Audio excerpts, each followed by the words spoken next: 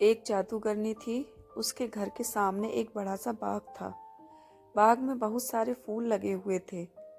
एक महिला उस घर के आगे से होकर जा रही थी। उसने सुंदर गुलाब देखे। उसने सोचा कि मंदिर में चढ़ाने के लिए एक फूल तोड़ लिया जाए। लेकिन जैसे ही उसने फूल तोड़ने के लिए हाथ बढ़ाया, जादूगरनी आ गई। वह चिल्लाकर बोली, रुक जा मूर्ख महिला, तूने मेरे फूल को छुआ है। यहाँ किसी को भी मेरे फूल छूने की आज्ञा नहीं है। तेरी इस गलती की सजा तुझे जरूर मिलेगी।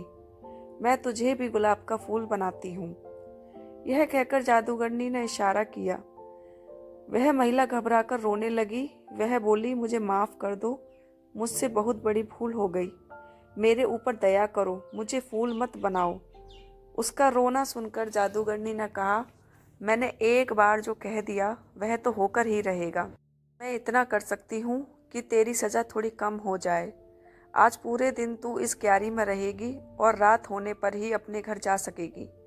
लेकिन सुबह होते ही तुझे यहाँ वापस आना होगा। यदि ऐसा नहीं हुआ तो तू अपने घर पर ही एक फूल बन जाएगी। इसीलिए सुबह होते ही यहाँ आ जाना। हाँ, अगर तुझे किसी ने यहाँ के फूलों में से पहचान लिया तो मेरा जादू टूट जाएगा और तू हमेशा के लिए जा सकेगी। जादूगरनी के इतना कहते ही वह महिला गुलाब का फूल बनकर एक पौधे से जुड़ गई।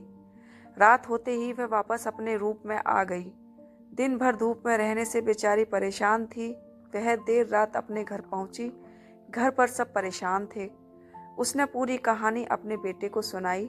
उसके बेटे ने कहा, माँ, आप सुबह वापस चली जाना। मैं आपके कुछ देर बाद आऊँगा और आपको पहचान लूँगा। आप बिल्कुल चिंता मत करो। सुबह को सूरज निकलने से भी पहले महिला जादूगरनी के बाग में जाकर फूल बन गई। तभी उसका बेटा वहां आया। उसने देखा वहां गुलाब के बहुत सारे पौधे थे। उन पौधों पर सैकड़ों फूल लगे हुए थे। उसने एक एक फूल को ध्यान से देखना शुरू किया। काफी सारे फूल देखने के बाद उसने एक फूल चुना और बोला, यही मेरी माँ है। इतना कहते ही उसकी माँ पर किया गया जादू टूट गया। वह अपने रूप में वापस आ गई। खुशी में उसने अपने बेटे को गले से लगा लिया। उसने बेटे से पूछा, एक बात बता बेटा, तूने मुझे पहचाना कैसे?